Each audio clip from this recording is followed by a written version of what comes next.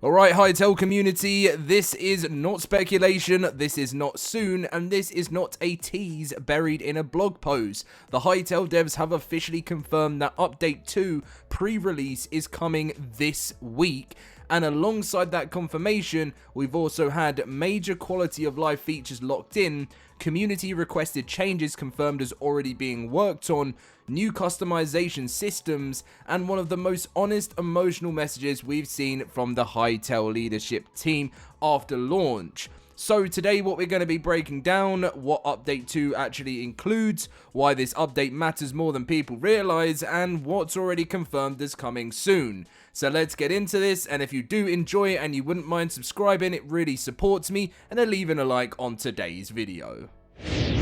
So let's start with the big confirmation, because the dev team have officially stated that the Hytale Update 2 pre-release is coming up this week. That alone is huge. This isn't a vague roadmap window, this is short-term delivery, meaning features are already implemented, changes are already tested, and this update is focused on polish, usability, and player feedback. And that's reinforced by what they said next. We have a lot more quality of life improvements, fixes, and features coming up.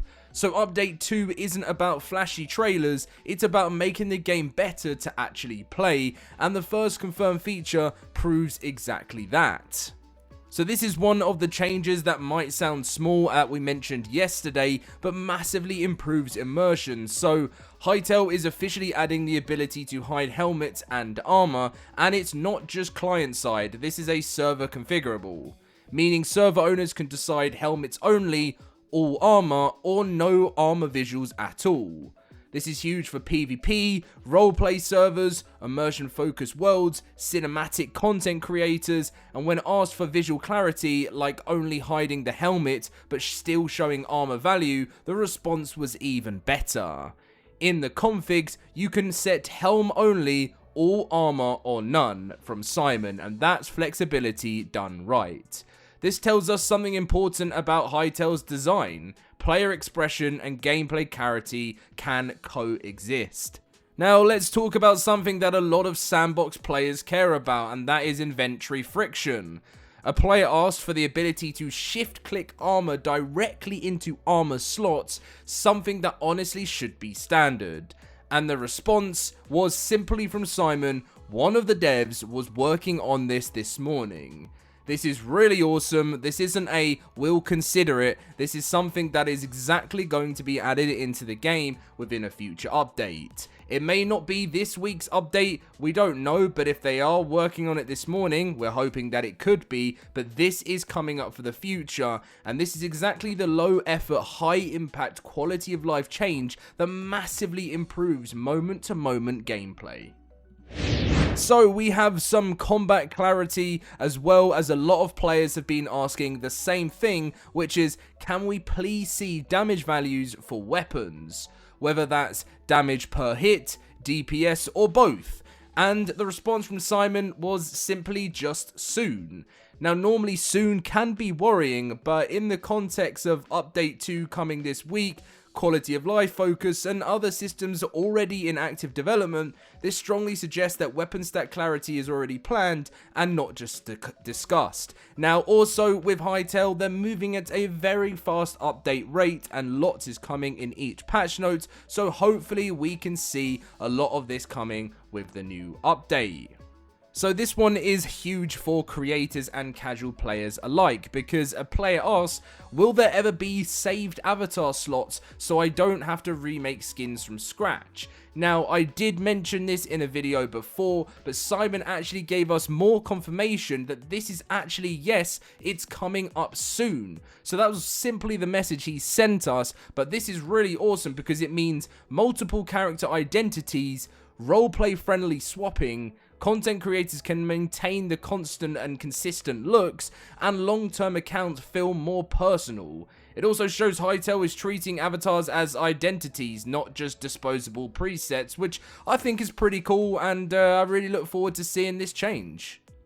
So here's the key thing a lot of people actually miss, and Update 2 isn't about adding new biomes or bosses just yet, it's about removing friction.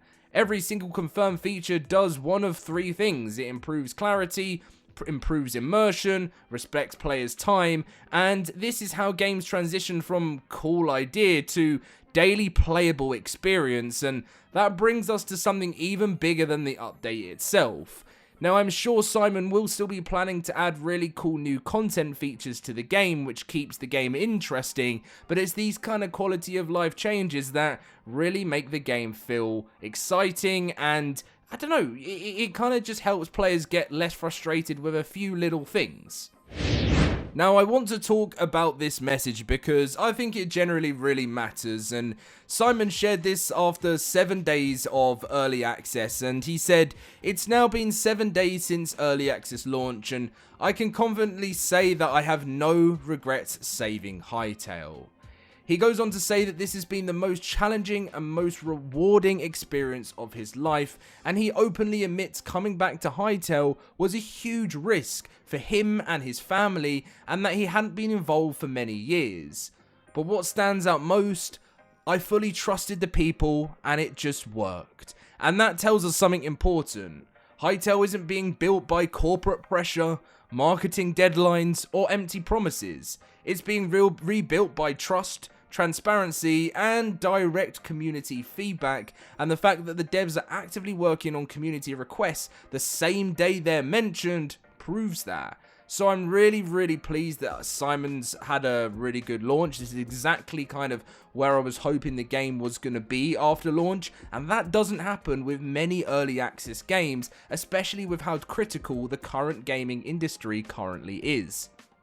So let's recap. This week we get an update to pre-release, server-configurable armor visibility, active quality of life improvements, systems are being worked on already behind the scenes, and coming soon we've got weapon damage clarity, saved avatar slots, and even more community-driven changes. And most importantly, Hytale continues to feel alive.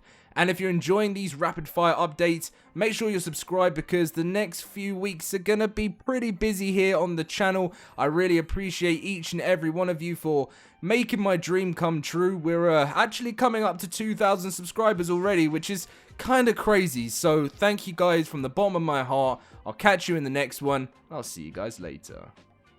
And as always guys, as we're about to finish editing the video, something really cool pops up, and then, you know, I have to show my face and say hello because Slikey posted out saying, "Welcome to Hytale," and as you can see, CubeCraft at Hytale's first game launched, arena-based PvP duels, random kits, and challenge your friends directly. Aaron saying, "Man, I love this community. 1 week of playing, we already have amazing things," and let's have a little look at what's going on at CubeCraft.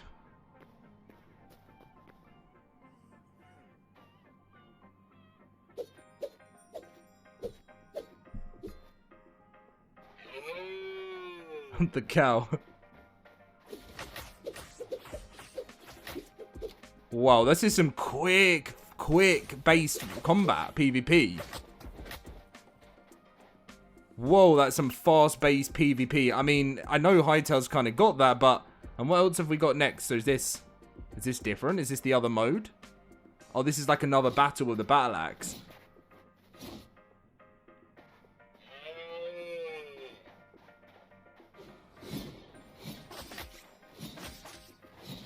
Oh, that was a good hit from the other guy there.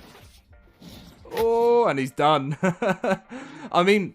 So this is kind of like,